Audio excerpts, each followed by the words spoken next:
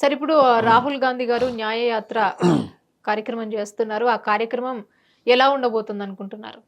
అంటే ప్రజలకి ఎంతవరకు రీచ్ అవుతుందనుకుంటున్నారు? రాహుల్ గాంధీ తోటి ఏం ఒరిగేది దేశానికి? అంటే సెంట్రల్‌లో మేము గెలవాలి అనేసి. సెంట్రల్లో గెలుస్తాడా? సెంట్రల్లో ఎవరున్నారు ఇప్పుడు? సెంట్రల్లో ఎవరున్నారు? ఇక్కడ దేశంలో ఉన్నటువంటి అత్యధికంగా జనాభా ఎవరండి? 85% హిందూస్ ఉన్నారు కదా. అవును. ఈరోజు దేశంలో ఉన్నటువంటి హిందువులందరూ కూడా ఈరోజు అక్కడ నిర్మిస్తున్నటువంటి భవ్య రామ మందిరం గురించి అందరూ ఆనందోత్సవాలు చేస్తున్నారు. ఆ యొక్క రాముడి యొక్క విగ్రహాల ప్రాణ ప్రతిష్టకు నీకు ఆహ్వానం అందిన నువ్వు నల్ల చొక్కా ధరించి పార్లమెంటు ముందు తిరిగి మేము రాంబోము మేము రామ్ అక్కడ అంటే 80% మెజారిటీ యొక్క నివసిస్తున్న మెజారిటీ యొక్క ప్రజానీకం యొక్క మనోభావాలకు నువ్వు వ్యతిరేకంగా ఉన్నావు. నీకు న్యాయం అన్యాయం ధర్మం అధర్మం నీకేం తెలుసు? ఫస్ట్ నువ్వు ఒక నాయకుడివా? నీకు యూపీలో నువ్వు చేసిన యూపీలో నీకు ముఖం లేక కేరళలో పోయి పిఎఫ్ఐ లాంటి ఉగ్రవాద సంస్థల మద్దతుతోటి నువ్వు గెలిచినావు అక్కడ. అదే కారణంగా మీకు అక్కడ ముఖం లేక సోనియా గాంధీ కూడా అక్కడ ఓడిపోతుందని చెప్పి తెలిసి ఈరోజు మళ్ళీ ఖమ్మంలో వచ్చి పోటీ చేస్తా అని చెప్పి చెప్తుంది. ఆమెకు తెలంగాణ మీద ఉన్నటువంటి ప్రేమనంట, ఈ కొడుకులకు ఇక్కడ ఆమె మీద ఉన్న భక్తి అంట. అదంతా ఏం లేదు, ఇదంతా రాముల వారి మహిమ. అక్కడ మొత్తం హిందువులంతా ఏకమయ్యారు.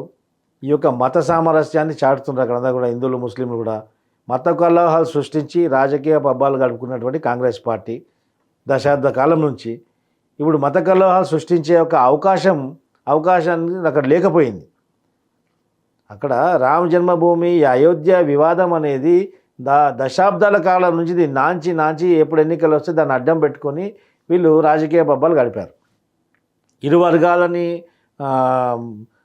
కొట్లాడబెట్టి ఇరు వర్గాలని మధ్యలో చిచ్చు పెట్టి వీళ్ళు రాజకీయ పబ్బులు నడుపుకుంటూ వచ్చారు.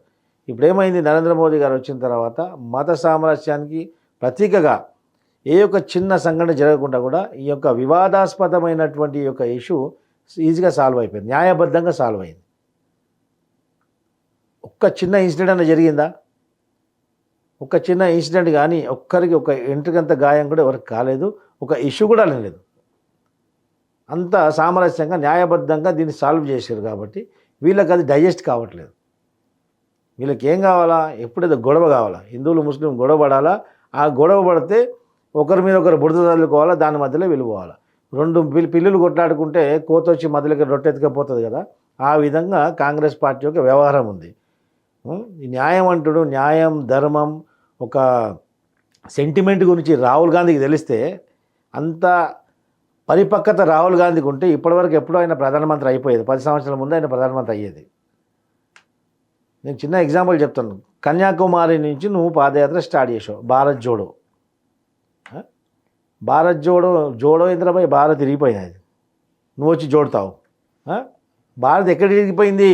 నీ అసలు మహాత్ముడు వచ్చి ఎలుగబెట్టనికే నువ్వు జోడో అన్నావు కదా. జోడో కాదు అది, భారత్ తోడో యాత్ర చేసినావు నువ్వు. కన్యాకుమారి నుంచి నువ్వు నీ పాదయాత్ర స్టార్ట్ చేసినావు.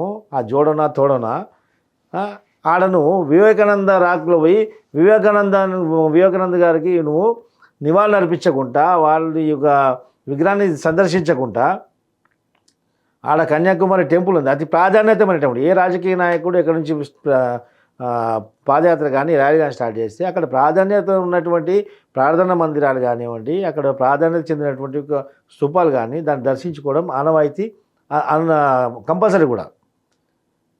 పోయాడు అక్కడికి. అనేక మీటింగ్లలో స్టేజ్లలో పాకిస్తాన్ జిందాబాద్ అని ఒక అమ్మాయి అరిసేది అక్కడక్కడ. ఆ అమ్మాయిని కౌగిలించుకొని ఆ అమ్మాయిని ఆలింగనం చేసుకొని దాన్ని పట్టుకొని నువ్వు ర్యాలీలో తిరిగావు. అంటే పాకిస్తాన్ జిందాబాద్ అనే వ్యక్తులను వెంబడి తీసుకొని భారత్ జోడో తోడో యాత్రలు తిరుగుతావు. వివేకానంద స్వామి నీకు గుర్తు రాలేదా? అంటే నీకు దేశం పట్ల నీకు ఉన్నటువంటి విశ్వాసము, ఉన్నటువంటి నమ్మకం ఏందనేది ప్రజలకు తెలిసిపోయింది.